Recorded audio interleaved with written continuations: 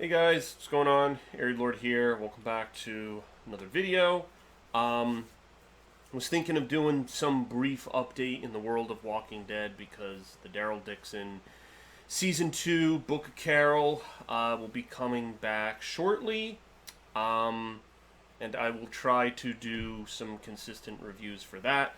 I know my Walking Dead content has been fairly lacking this year. I mean, if you exclude the Ones Who Live, obviously that was like the main Walking Dead content I was focused on, and now that's gone and Rick's done, and it's kind of difficult now. So anyway, I'm probably gonna make another vlog about that later, but for now I wanted to do a review for something else. My last video was a review on a book, which I've done a few of those, but that book had some relation to things that I was doing / involved with, etc. Considering I am a writer and there was some crossover, I knew some of the people involved with that, etc., etc. No such case for this. This is a review of Uglies, which is a new movie which came out. I thought it was a TV series. I don't know why I thought this. Like, all of the promotional materials, it seemed like it was a TV show. And when I see something coming out on Netflix, I'm like, okay, like any number of Netflix shows that have been successful, I immediately go to TV show. Because I'm thinking to myself, like, couldn't this movie have been in the theaters? I mean, I appreciate not spending, $20 plus, $7, $8 extra on popcorn and snacks to go to the theaters and see this, and I was able to just use it off of my normal Netflix subscription. But maybe with an hour and 42-minute runtime, the fact that this is based off of a book that was published in 2006, okay? I just want you to think about that for a moment. This is based off of a book that was published in 2006. So it has been a hot minute since there's been any expansion upon this universe. Basically, this was a book series I read when I was in middle school. It was one of the first dystopian series I ever really got into. It came out when I was in 6th grade. And so I think it was actually a reading assignment for one of my classes, now that I'm remembering this correctly. And then I liked the first book a lot. And then it's a trilogy. There's Pretty's, specials, and then there's like a 4th book called Extras, but it's with a different character. Tally Youngblood is in it, but it's like years after the events of the 3rd book. Then to my knowledge, I don't know. I didn't really follow Scott Westerfield, the author. I didn't really follow any more of his written works post Uglies. But I know this series, I was hooked on it. And it's so funny seeing people in comment sections like, oh, this seems like a Divergent knockoff, or this seems like Hunger Games 2.0. The funny thing is, and the probably infuriating thing for Scott Westerfield, is that this came out before both Divergent and the Hunger Games. This was your YA dystopia before Hunger Games blew the doors off. Now, Hunger Games, I guess, just did it better. Hunger Games did something that this series didn't do because, as you know, in Hollywood, they follow whatever makes them money. So I don't think when they looked at the sales for... My guess is when they looked at the sales for the Uglies book series, they're like, sorry, it doesn't warrant a... it doesn't warrant a movie. Or film adaptation, whatever it may be.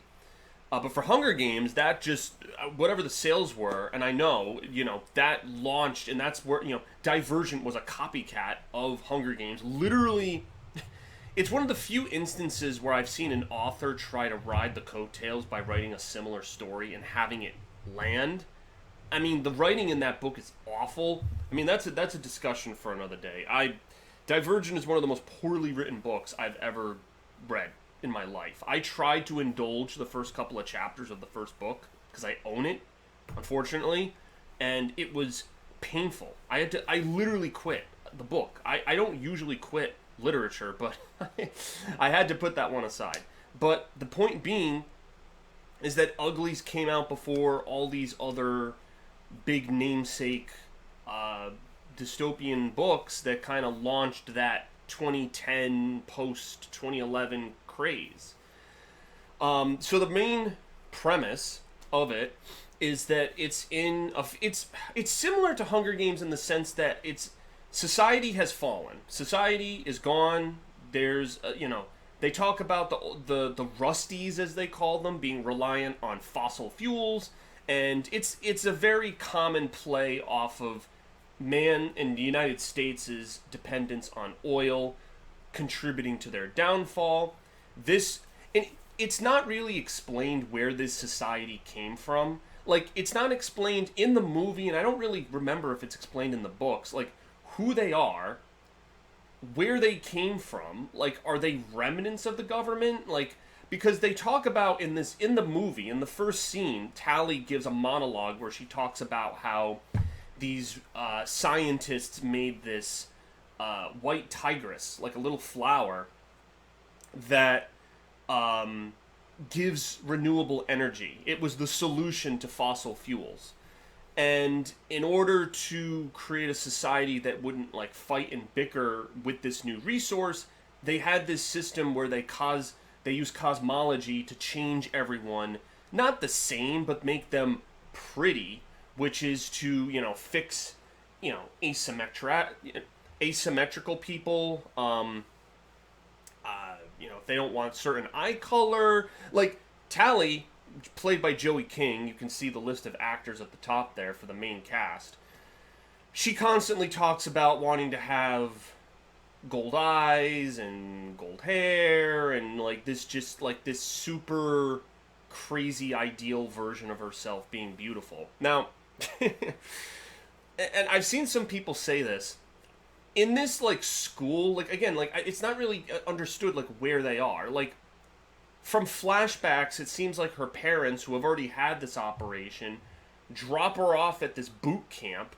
It's a whole bunch of them together, and then eventually, if they abide by the standards, the government, whatever, I don't really know what qualifies them, but then they get their surgery, and then they go live in this pretty or utopia, or at least it's painted like a utopia. And in Tally's apartment, she can see, and it's across this bridge, and it's big lights and extravagance, and it's like, oh my gosh, it's the greatest thing since sliced bread. I gotta go over there. The problem, though, that I was just about to address is that some of the people that want the surgery, including Tally, she is attractive on her own. I mean, I'm just going to say that up front as a guy. Joey King / Tally in this movie is attractive enough on her own where she doesn't need the fucking surgery. I'm looking at her, I'm like, you don't need the surgery. There's no, it's funny because her friend Paris, they have these childhood nicknames for each other. Nose and Squint, her eyes squint, and his nose is big. So it's okay, there's one small blemish, right? And I think it would have been better if they dug into that more. If it's as bad and terrible as they're making it out to be, where you need this life-changing surgery that's going to send you off to utopia, I would like it if they showed more of the school dynamic of her being harassed, or maybe, people harassing the kid for the big nose, and, show the consequences of having the fallacy, so that when you get it fixed, there's a reward at the end of the rainbow, right? It didn't, I wasn't really convinced, other than she's always looking at this projection ideal of this perfect person that she could be. For some reason, it's blonde hair. I don't know why. Again, Tally / Joey King, they're completely fine as a brunette, so I don't. It's weird. I don't know if gold hair is the standard there or some shit. But the other thing in the film, and I think this happens in the book, where Tally sneaks into the pretty society. First of all, it was too easy to happen. It was way, way, way too simple for her to just sneak into this fucking place. And she single-handedly avoids the guards. Her friend Shay helps and intervenes, but like I was just like, if for this to be like the the highest level once you get this surgery and you're in this society, like how are people from the outside so easily getting in, right? Like you would have thought other people besides Tally would be infiltrating this place to see what it's like to be pretty. So I don't know, it was kind of weird. Also in the books, I thought that, again, it's been so long since I've read them. And I don't have them physically. I mean, we're talking, this is like 2006. I mean, I don't know what happened. How many years? 18? 18 years since those fucking books came out and we have a film. I mean, that is a long ass time to wait for an adaptation. Again, I just think to myself, like, as someone who is an agented author with a project in the works being worked through a publication company, I think to myself, like, how long would, for my series, how long would I have to wait for something like that? Like, for a film adaptation? Because, and what my agent has told me is so much of that is completely out of my hands. That there's other key figures who decide those things. But, for my part, the sales are the important thing, right? Like, I feel like there is a reason why did Hunger Games get a film adaptation so soon, so in sync to the release of the books, and Uglies had to wait almost 2 decades. Like, there is a correlation between money, sales, there is a reason. Freaking Harry Potter. I mean, I know we're going high on the mountaintop here, but Harry Potter being a series where the movies were coming out and some of the books weren't out yet. Like, J.K. Rowling was still, I think when the final book, The Deathly Hallows, came out, I think Order of the Phoenix came out in theaters. Because I remember that summer it was like a huge Harry Potter thing, because you could get the new book, the final book, and then you could see episode 5 or book 5 in theaters. It was like monumental. And that just kept momentum in the fan base. So, anyway, went off track there. But in this movie, she meets Shay like she didn't know her before. And they make this budding friendship, And the hoverboards are introduced because they're a pretty big... In the books, they're one of the main modes of transportation. And... she starts to introduce the concept of the smoke and David, these people that are rebels on the outside, living outside this perfect society, living inside this society that's trying to keep you enclosed. But yeah, so she meets Shay, and then Shay goes missing, and Dr. Cable, who is like the villain, who's doing all of the experimentations, basically, like, has Tally infiltrate the rebellion, and the reward is that, we'll make you pretty only when you find Shay and infiltrate the smoke. So, I know I went pretty breakneck with that 1, 2, 3 right there, but in all seriousness, that is very much how the pace of this movie goes. And that's one of the big problems with the film. If I could get to, like, my overarching complaint with it.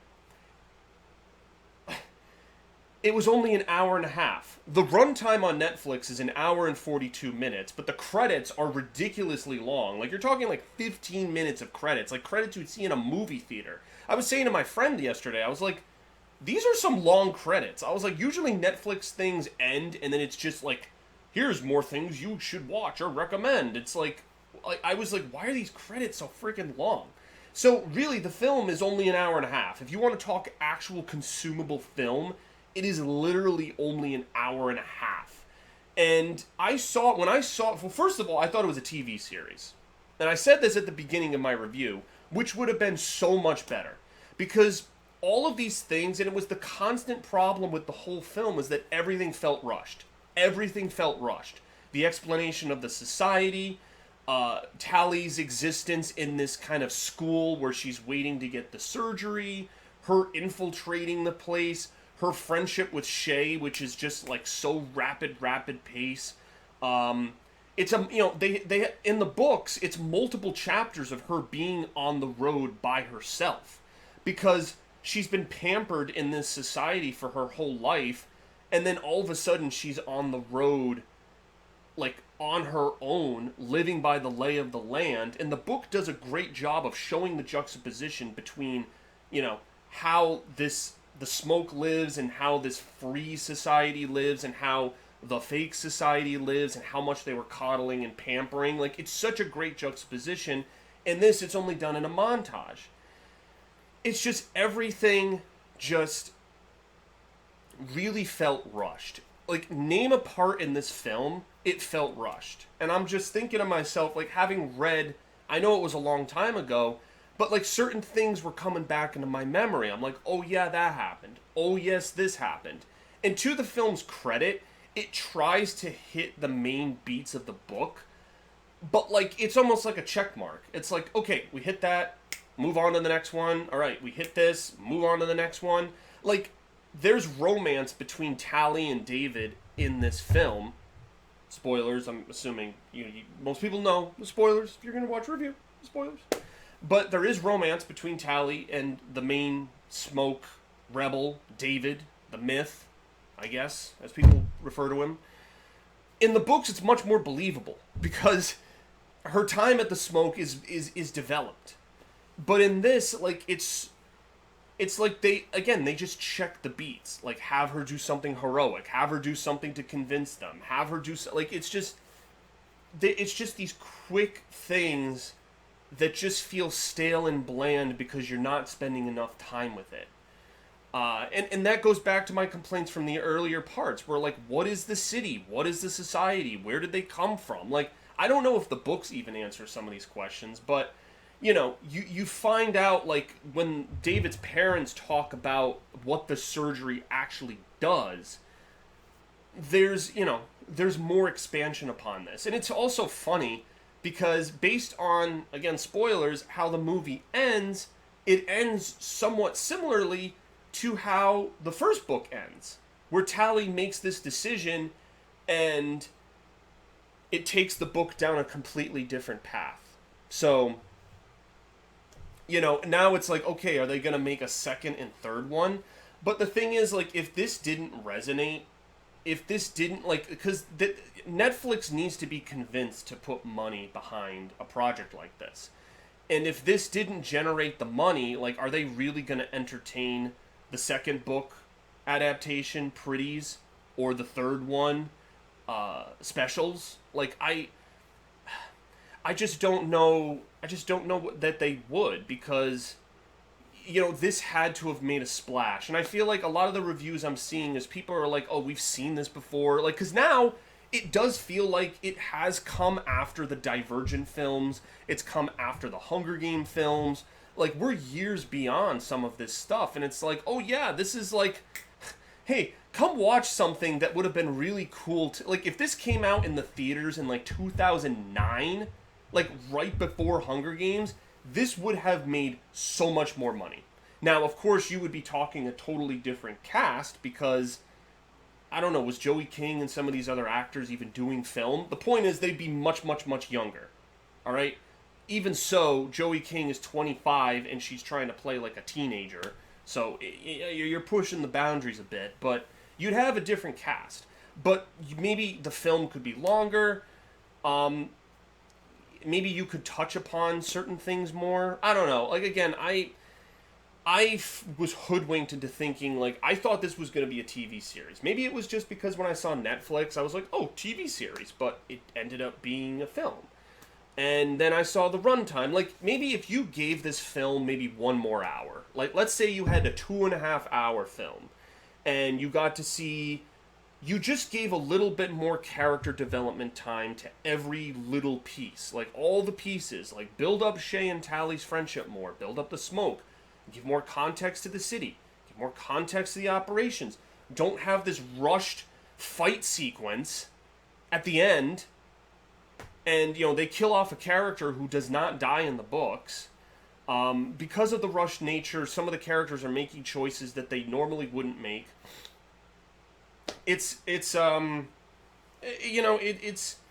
I enjoyed it overall. Like, it was rewarding to see this adaptation. After all these years, I'm like, wow, this is pretty cool. This is a throwback to my middle school days, and I'm seeing this IRL. This is cool. But at the same time, I'm like, this could have been done better. And it didn't lend itself any favors because now, like, it seems like such a throwaway. And I don't know if it's going to get the funding for a sequel just because it just landed with such a, like, a shrug of the shoulders. Like, it's not terrible. It's not amazing. It's just like, okay, like, it came out.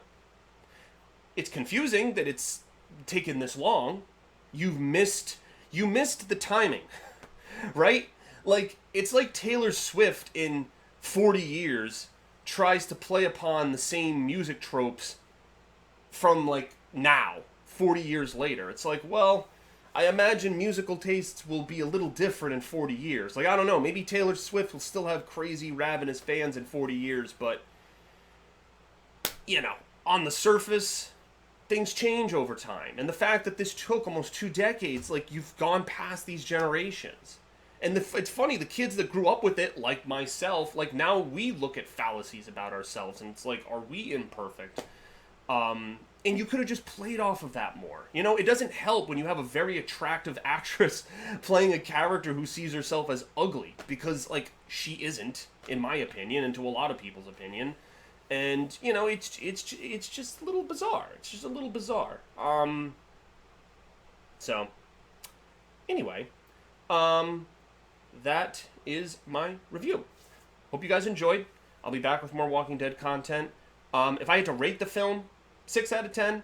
I won't give it like a 5 out of 10 to say it was like, you know, that's a 50-50. I thought it was more good than bad. But, you know, it's just too fast-paced. Way too fast-paced.